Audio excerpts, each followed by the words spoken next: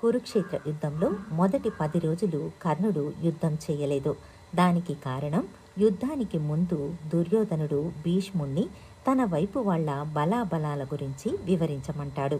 అప్పుడు భీష్ముడు కొంతమందిని అతిరథులుగాను, మరికొంతమందిని మహారథులుగాను, ఇంకొంతమందిని రథులుగాను, ఇంకా కొంతమందిని అర్ధరథులుగాను పేర్కొంటాడు.